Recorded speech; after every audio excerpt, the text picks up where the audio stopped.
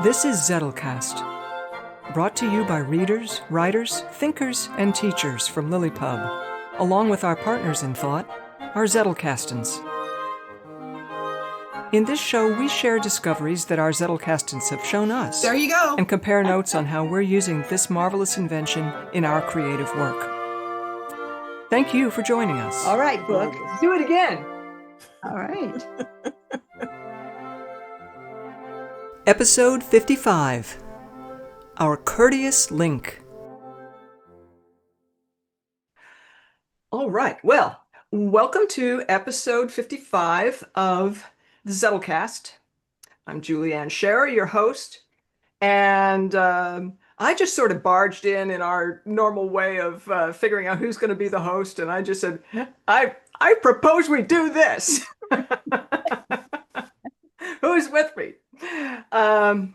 So the idea for this episode is to really have a kind of a Zettelkasten inspired fleshing out of this idea in the Roanoke project of the link.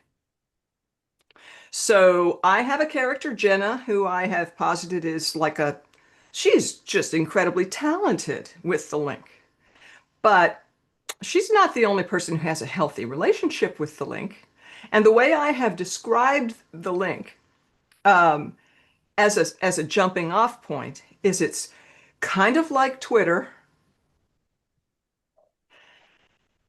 and kind of like AI, ChatGPT, and not a nightmare. I like it. So if your own imagining is, well, I can think of all the things that would be a nightmare, that's a perfect jumping off point to figure out, well, what would be not that? So I'll lead by something that isn't the reason this is Zettelcast inspired is that I wanted to have lots and lots of ideas, and I asked for 4 to 5 story cards, and not everybody did that, and it's absolutely cool. But the idea is have lots of different instances where this thing just shows up, and it's part of the air they breathe there. And it's not a nightmare. And so one thing that is kind of a fundamental for me thing that crystallized as I was building all these things out that I want to share with you here. Here's my card. A characteristic of the Lydian link, as used by Jenna and her fellows, is courtesy. Courtesy is a base trait they have built into the technology that they share. Discourtesy routes to the bit bucket. And that may be the place where Sys Cleanup finds all the stuff that's like, nah. She gets all the gossip. Yeah. So who would like to lead off with a story card or a story, whatever you came up with? Julianne, since you are you have such a wealth of them, I would like to propose that you lead us and that you come between each of us. And then that way it will be more natural for all of the cards that you've developed in the light of the poverty of cards that I have. Okay. Yeah. As we were chatting before this, I got a bunch of them. All righty. Why don't we start with trying to use cave cogs as an organizing principle? Start with something kinesthetic. Oh, okay. If you've got one. And if this just helps you come up with one a little bit later on, that's cool too. So here's a kinesthetic one that I came up with. Kevin, who is the groom of Sky, that we have met in the opening scenes with Jenna and her family and Chris's family. Kevin Kevin's link helped him to learn how to dance at his wedding. Oh. Nice. He still practiced with a real teacher, with real live music, but this helped him work in a simulation mode between the lessons. The name of this link app is Twinkle Toes. And he is delighted to discover at the build-up, where all these things are happening, that the people who created this app are Dylan and Bertie. Oh. And they go by the pseudonym Dilbert with a Y.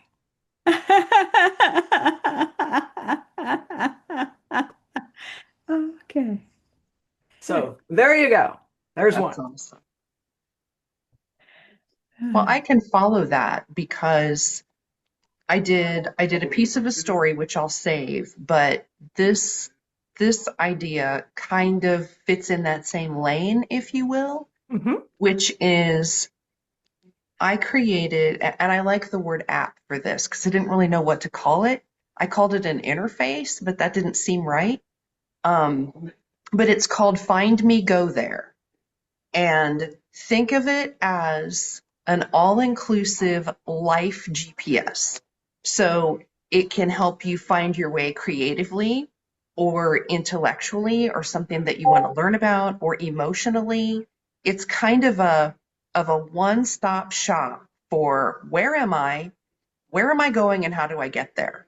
And I thought there's so many different ways that could be incorporated for my character, Alex, because her fundamental question is, what is going on here and who are these people? So I thought, if she had a way to plug in and say, instead of worrying about everybody else, what am I looking for? And kind of have a path to do that is friendly and curious and has wonder. And so that's one that I think could fit really nicely. So Yeah. Find Me Go There. Find Me Go There. Life GPS. I want to download it now.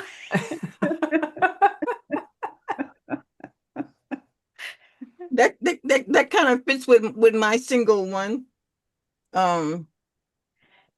And my card.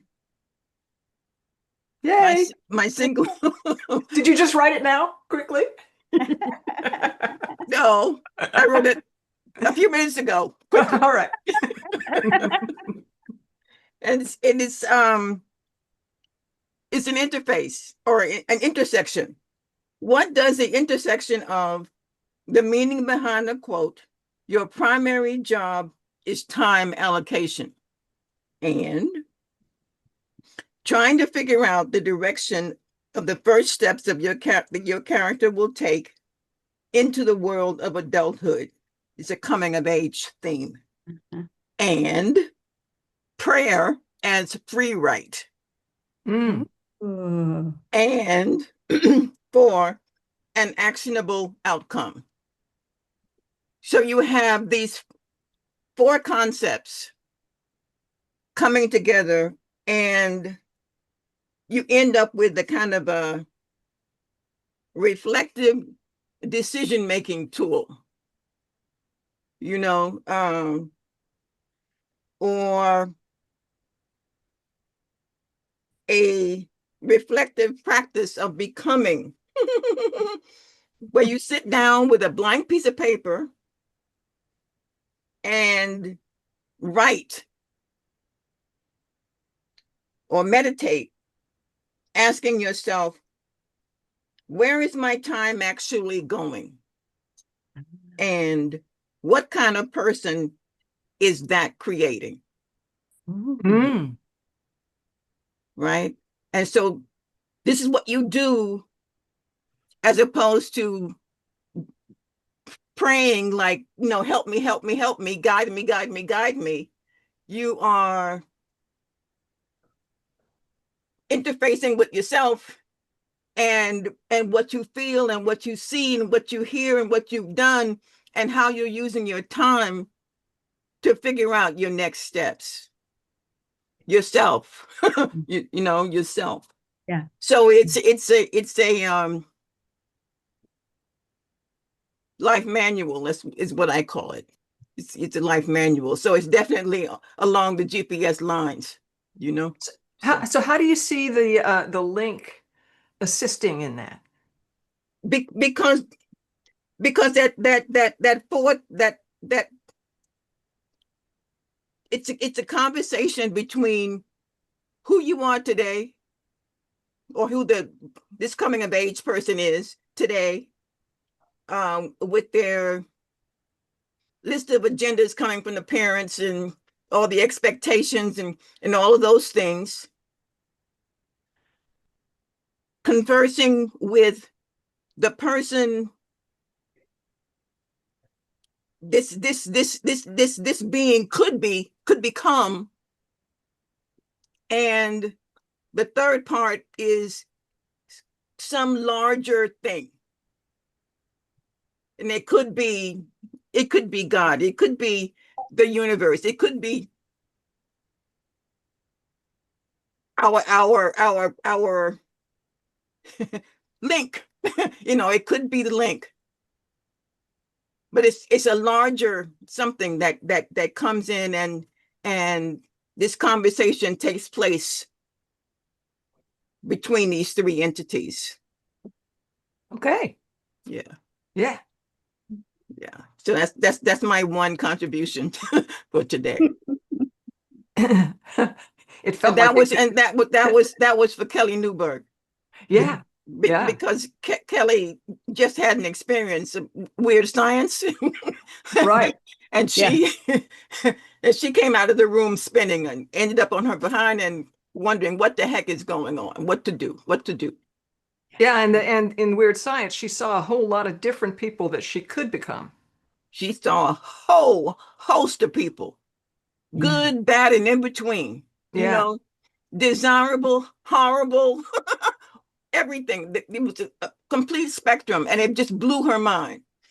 But she realized that, okay, I can't procrastinate any longer. I have to make a decision. I have to go forward. I have to do it. So, oh, how do I do it? You know, how do I do it? So, And Linky Lou says, "Hey, I got something for you."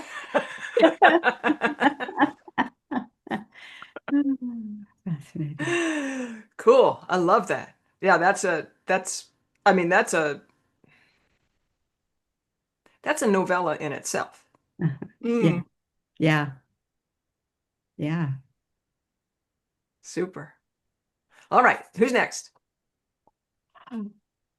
Okay. All right. I'll talk about Teresita.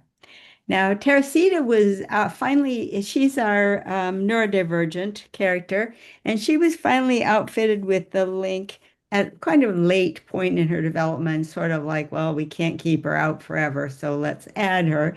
And immediately everybody started tuning her out because she just became a flood of, every kind of outburst. Well, of course, since nobody responded to any of these things, they ended up in cisclean. And of course, cisclean, as we learned from Mel, you know, Teresita believes it's a person, which it actually is, but it's supposed to have been but it's a person pretending to be an app. So now here's this person who's pretending to be an app, who's trying to dig through what's happening on the underbelly of the link, and is just getting peppered with having to deal with all this stuff from Teresita. And it was bad enough that she had to deal with all the stuff that was coming from Bala.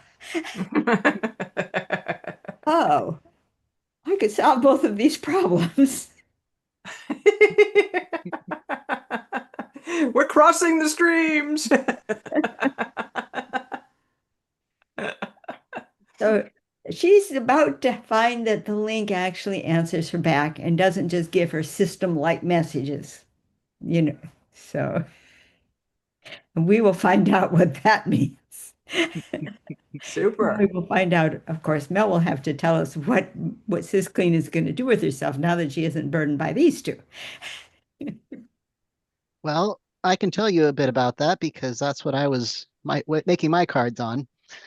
Um, so Clean was, of course, raised to be very paranoid about the link. You know, her father had his issues with the whole system and he passed them on to her. She doesn't know any different. But she's been trained in it from a very young age.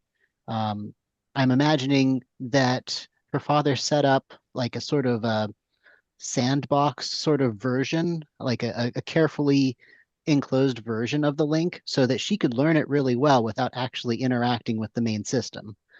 Because that was, part of the plan was to be able to infiltrate it. So she's extremely adept at especially like the system level functions because she's been trained in it in her own way. I think she's as adept with what she knows of the link as Jenna is with what she has experience with. But since her father has disappeared, and she's been alone for a while, she's extremely lonely. So while she's freaked out by Teresita's interacting with the utilities, she's also highly tempted to respond.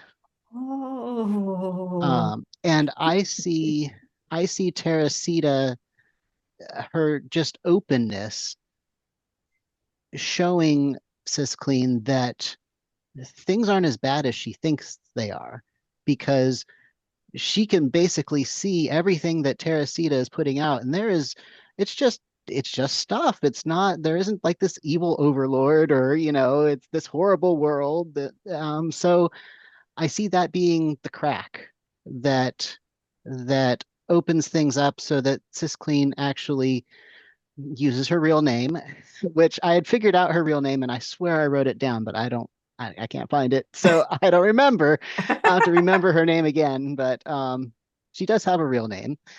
And so I think that once she stops playing her father's game and starts developing her own way of seeing the world and her own way of interacting and discovers that the link is not actually this terrible thing, then she will make up for lost time once she learns to trust.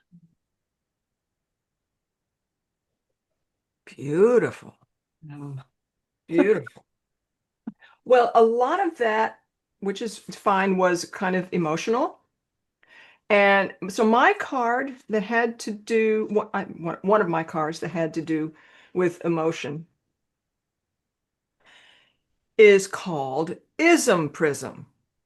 Oh. It's an open source link app that Jenna created, Oh. kind of an offshoot of the sort of thing that they do in grammar school, learning how to see other people with empathy. Oh. So it enables people to empathize with others' neuroses and neurodivergences. And because it's open source, and Jenna's a very good software creator, people all over Lydia have been adding little modules to it and use it to get along with and appreciate each other. A fun and recent contributor to the project chats Jenna up at the build-up. Oh. So this is a new character. Uh-huh. Who knew? I love it.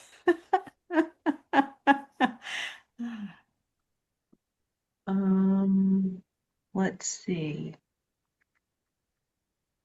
Okay, I'm going to go ahead and I'll read. For me, if this were my own story, I would consider this a treatment. It's just kind of a way in. So it's a little more than a card, but less than a page. Alex floated her question tentatively into the thou. Explain to me the points of light. She sunk into the grass and allowed the citrus of green moisture to envelop her.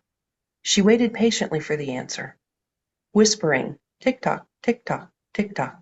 She let the lens of her imagination hone into the grass at a worm's eye view. "Hello, lady." She spied a tiny turtle no bigger than a quarter as it made its graceful way between long blades. The creature trundled its micro journey without comment. Alex watched with soft eyes in wonder at the slow but steady progress. The link pulsed a riddle. If you give a snapping turtle a prod, you get a snapper zapper. Zaps must be delivered, but without price. As above, so below. She smiled up at the twinkle in the sky. Still didn't know what it was. Answers often came in layered missives meant to be unraveled with a gentle hand. Ooh. Ooh. So that's where she's headed. She's still looking around going, Oh my gosh. Yeah. Well, Just a comment on this is that I love how you're imagining that first interaction or an early interaction with the link being, because it's very personalized already. And and that's exactly what I have um, imagined myself, is that everybody's relationship with the link is quite distinct, as they are quite distinct. It is not an imposition by yeah, some corporation yeah, upon everyone else. And discovering that it involves kind of imagining that you could have this thing without such an imposition. And people who just like, well, I'm gonna give it a go. And they find that it's answering her in riddles, because I think there's something about her that really appreciates that. yeah, I hope. Yeah, yeah. I feel like that's my way into the story. That feels really good. So, yeah. Yay. Yay! well, if you want a wildly contrasted reaction and interaction with the link, here comes Helen. Yeah. Now, Helen is this very practical, she's a homemaker, and now she's finally gotten her first outside of the home, well, first outside of the home job in Lydia. She worked before when she was on Earth. But now her children are grown, or they're getting close to ready to leave the house. She can see that soon won't have a brood to take care of, and she wants to fill it with a job and get her life going. Well, she's used the link all along, but she never had any conception of its great powers. She used the link if she had this fabulous recipe that serves four, but she needs six servings for her brood. And well, six out of four was four sixths, and that's half again is what? And it took three-quarters of a cup. Now what? Been there, done that. Uh, The link with the link, all she discovered all she had to do was fret over it a little bit, and the link told her what she needed to do. And if she was uncomfortable with just believing it, it gently guided her through where it got its answer, so that she gradually just began to trust it more and more and more. So the link was a serving size adjuster for recipes. That was one of the main things she used it for. The other thing that she often used the link for was to try and figure out if she had a recipe that took, artichokes. If she went down to the market to buy artichokes, they're not always in season. Is she going to find artichokes at the grocery store when she gets down there? And she discovered she could learn that from the link. And of course, there was the very, very practical one of getting all the brood to the dining room table when dinner was ready, which you could just do by sending things out in the link and they would all show up. But that was the limit of anything Teresita used for the link until Helen used for the link until she accidentally did, with being faced with tray after tray after tray after tray, all the drawers pulled from the Zettelkasten that Javi found in the fourth basement of the henge. And so now her job was to, scan all of these cards into the link. And it was like big tray, little tray, if she set upon that, if she set her mind to doing a certain number, she always had exactly the right amount of time available in her workday for doing that. And she wandered into the link how that might be and started playing games with the link without realizing what she was doing with it until she chose a ridiculously small number of cards, maybe a quarter of a day's work, did a quarter of a day's work and looked up and no time had gone by at all. It's like, oh, couldn't stretch that to a day. Well, that, but that was really shook her. And after doing a reasonable day's work, that's when on the way home, she ran into the sunflower. And now she's starting to figure out that the link is a whole lot more, but she still has no idea really what it is. But she was very confident that if she sat there and just enjoyed watching the vein for as long as she felt like it, she would still have plenty of time to get dinner on the table when she got home. She just trusted that.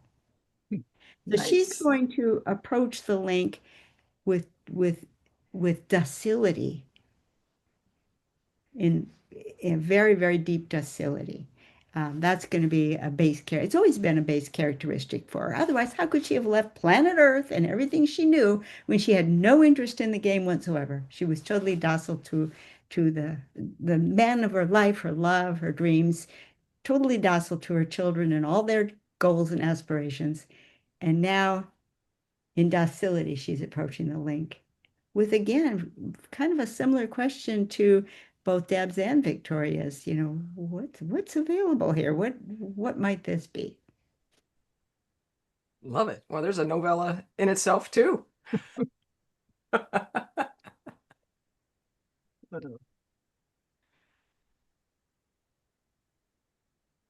Any more?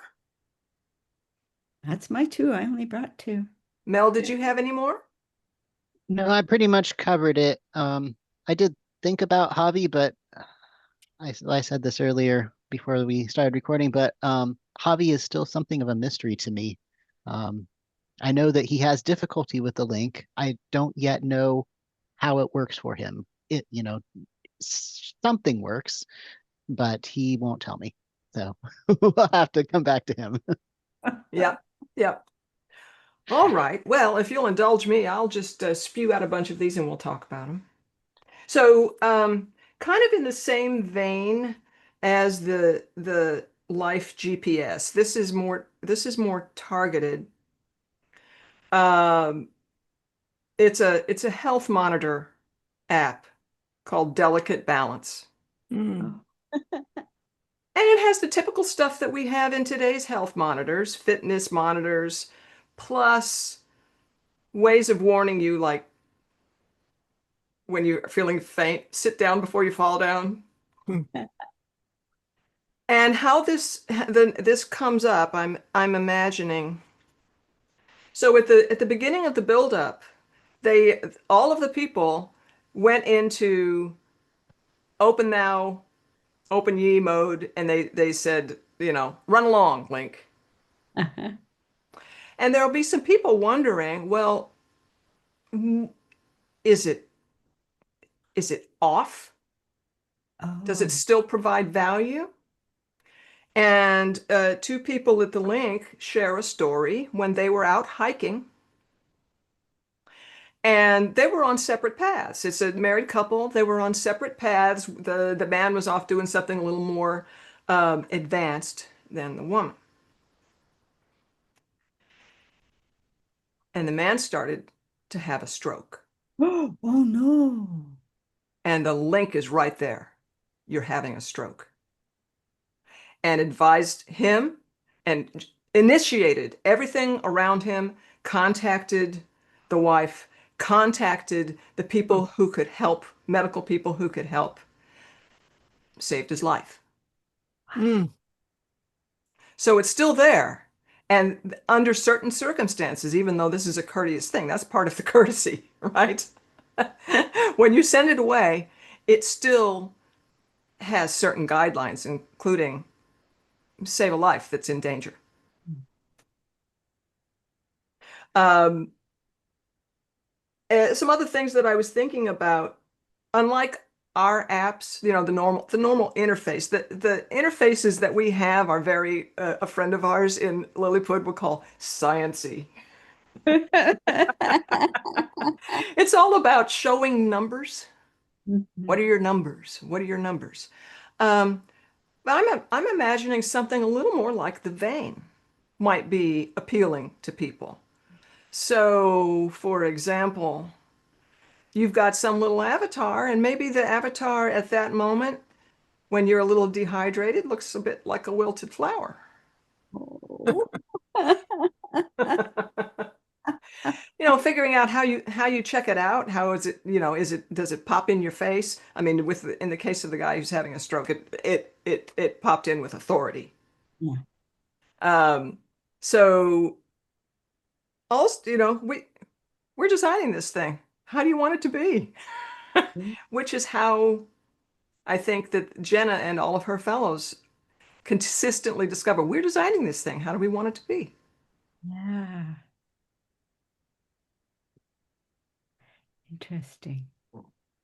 Wow. So is it possible that even total um, people who have no training in coding or programming or anything might discover that they accidentally can program the link? I think so.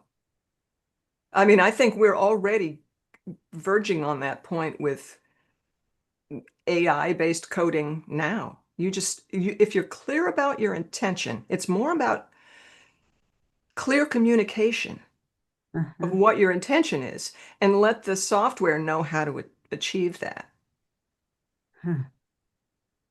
And this is some number of years beyond us, Yeah. right? Because there's space travel. So yeah, I think that programming is um, much more accessible as just a general way of being if you approach it with docility. Yeah. Yeah. So maybe Helen was actually creating an app that could adjust the serving size of a recipe.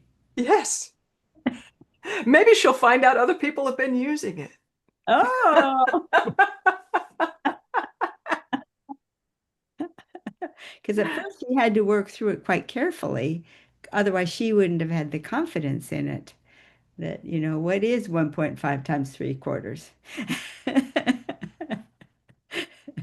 And then there are the additional heuristics, because sometimes it's not just about division and multiplication. Sometimes it's, like Yeah, one more for the pot. right. Yeah, Right. exactly. Yeah. You can't put in 2/3 of an egg. Well, you could, but it'd take a lot of work and then you have a third of an egg left over. What are you going to do with that? Yeah. Yep. Or like All Helen right. found that when her food was too bland, she, the link suggested to her, why don't you add, a big handful of fresh basil, get a big handful of fresh basil and chop it up. And she was picturing her poor little struggling basil plant, but when she stepped outside her front door, it was just practically a shrub.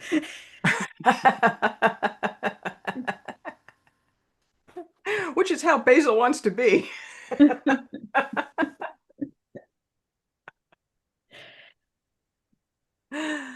Fabulous.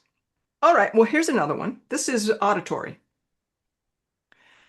In the first scene, I have Marjorie testing out this thing called a V that Jenna had given her, and I just let that one slide. So V is the name that everybody uses for a thing called a vocalocrum. And it's an app that lets you sort of, if you know how Snapchat filters work, where, I mean, and you can do it in Zoom as well, where you have a filter on your face and it makes you look like Elvis, right? Or whatever. So a vocalocrum lets you speak with a voice that you have created. Oh, So Marjorie is Jenna's mom, and I see her as being a musician. oh, And she is preparing to rehearse a choir that's going to be singing Beethoven's Ode to Joy. Ooh. And she constructs a vocal ocrum to speak with a voice of Beethoven,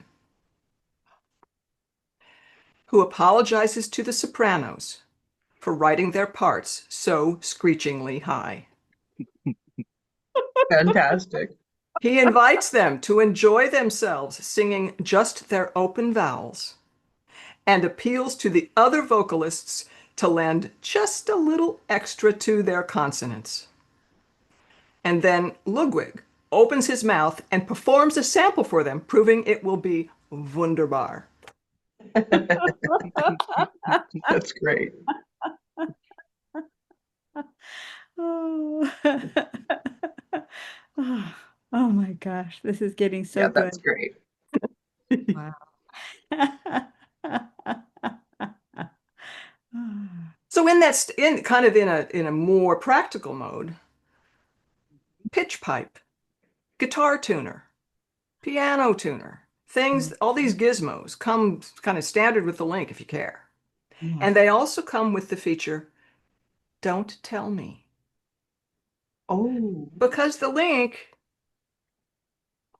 has embedded into it, it cares about human autonomy. It is not trying to make you dependent on it.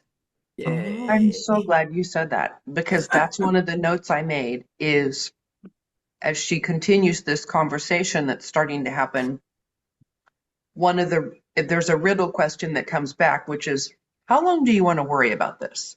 Just so yeah, I'm so glad you said that because I'm thinking the same thing. Yeah, How long do you want me to let you stew? yeah. I sense that you're getting all riled. Is that okay? Yeah. Yeah, it's fine. Don't tell me. Yeah, cool. Yeah, in a lot of ways, I'm just looking at, well, what do I want? Yep. So here's some other practical ones.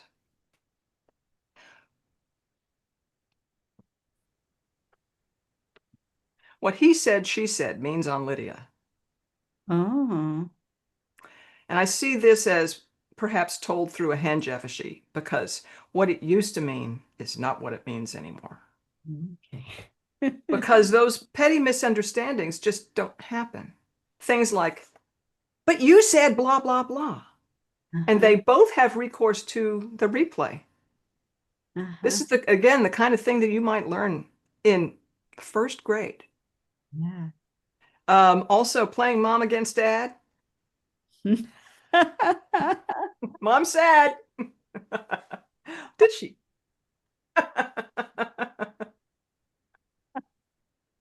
So I think, I think there's, an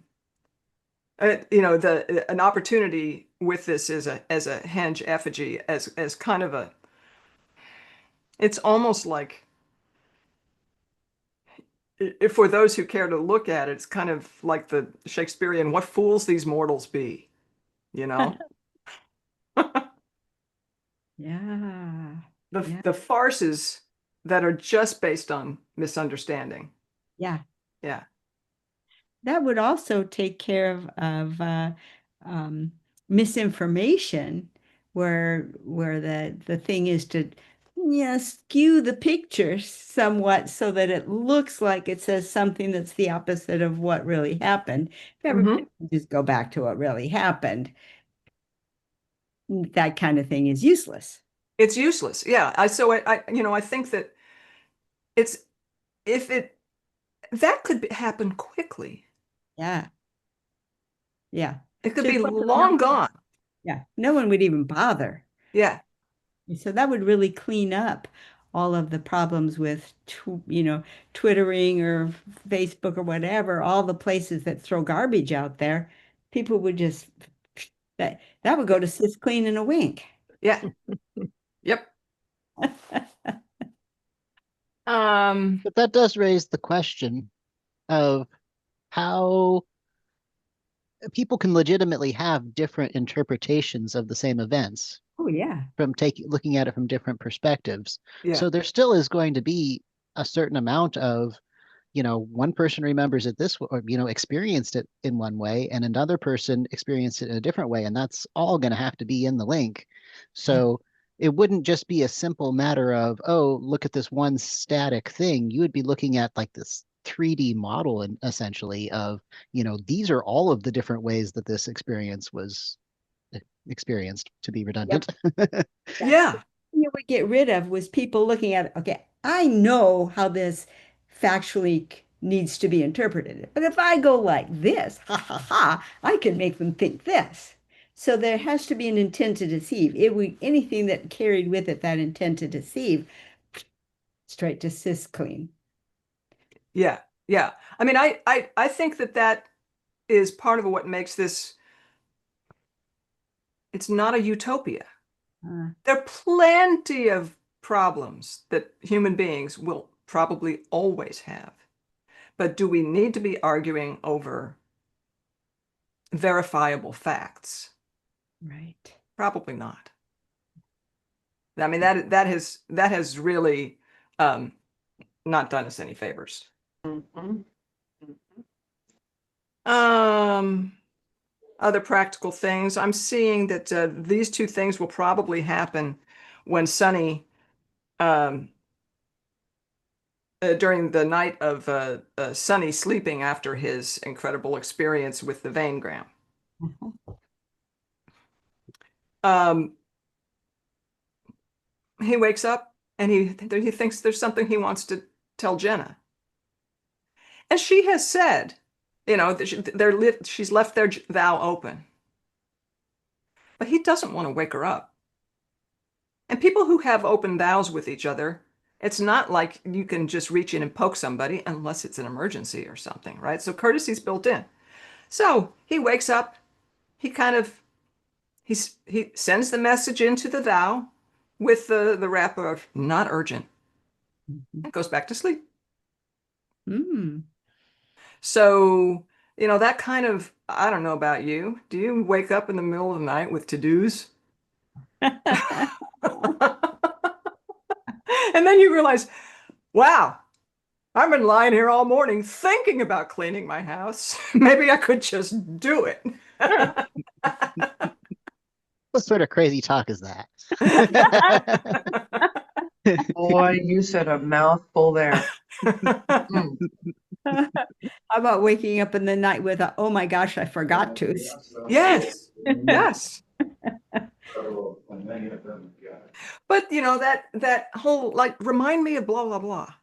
Yeah. Sometimes it's just it kind of in the vein of um David, forgetting his last name, Getting Things Done guy. Ellen. Alan, yeah. Where you just dump it out in your ubiquitous thing, all the things that you want to do, so that it's all there and it's not in your head. And here, it's not only that you're dumping it out, but action can be taken. So it's not remind me to tell Jenna this, Mm-hmm. right? Another kind of practical thing that I'm imagining, REM, the rapid eye movement that you have when you're dreaming, REM replay to help stimulate recall of a dream. It's not 100%, but it helps. Yeah. Love that. Yeah. Other kind of nighttime uses. Story time with traveling dad. Huh. Oh, how nice. You get it. Story time with traveling dad.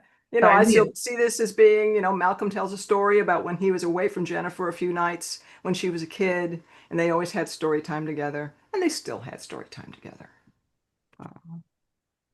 What was missing was her cuddling in his arms, Yeah. and that is missed, but it's still nice.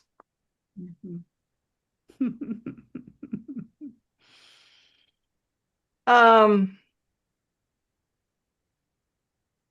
I think that we can probably just be making this together. That where Sunny is sending her a message and it's kind of not urgent. I can imagine different levels of do not disturb Mhm. that people can just set. And some of this, again, things that I want. So I showed my picture of Bill the cat. That is the picture that my husband is the it's a plushie of Bill the cat who's like which my husband said, "This is how you look when you're programming." You know that?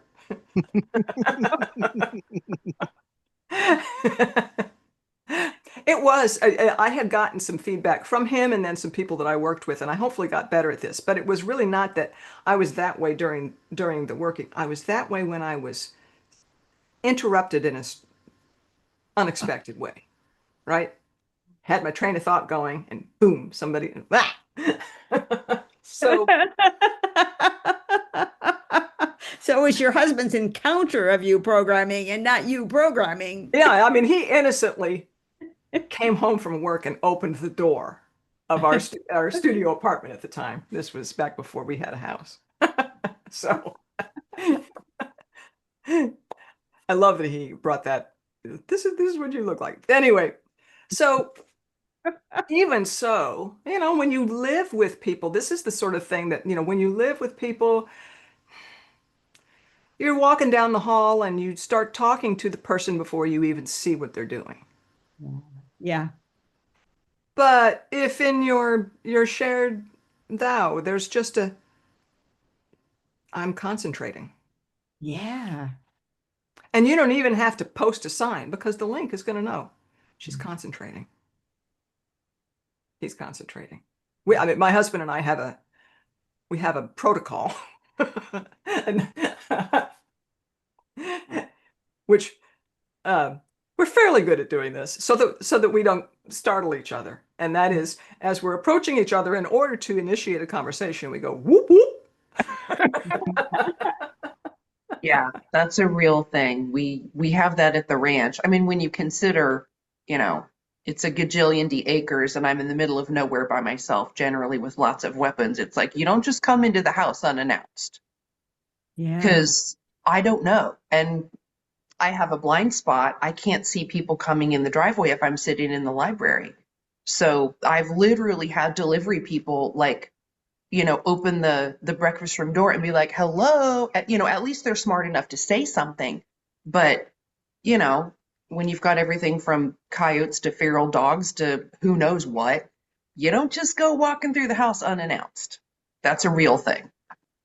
But most people don't have that problem. Yeah.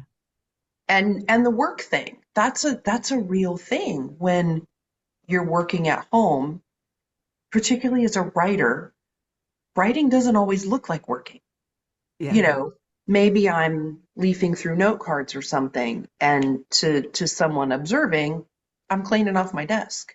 Well, Yeah. no, I'm pre-writing or something. And so any way that we can incorporate those little things, especially when it's tied to courtesy, I think that says a lot about how our people live and think about each other. And for me, that's one of the central themes. It's about these relationships with themselves, with each other, and then with this larger whole. Yeah. I think that's huge. Yeah. And that courtesy even extends all the way to not intruding on someone who isn't ready for the full link experience. Like Helen, the link never invaded her space. It Yeah. waited all the while for her to start playing with time. All those years, 19 years, it Mhm. waited. Yeah. I mean, it gave her gifts, all these reverse practical jokes that we talk about, where just as you were going to faint, the chair slipped under you and you sat instead. I mean, the little Elsie provided all kinds of things like that for her that she just took for granted. But yeah, that courtesy, the link models courtesy. Yeah.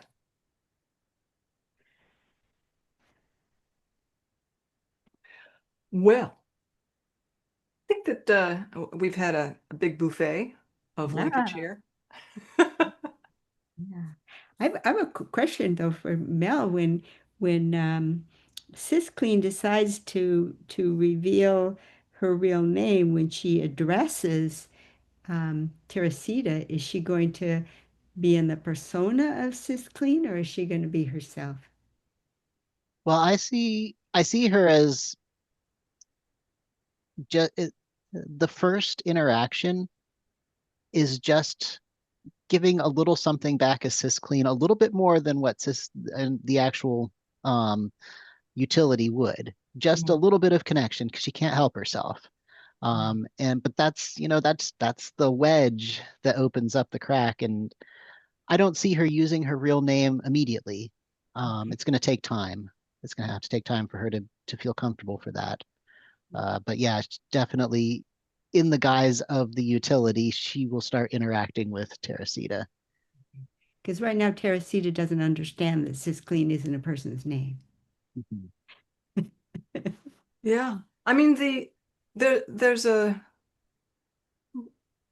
really interesting theme in there about asymmetric relationship.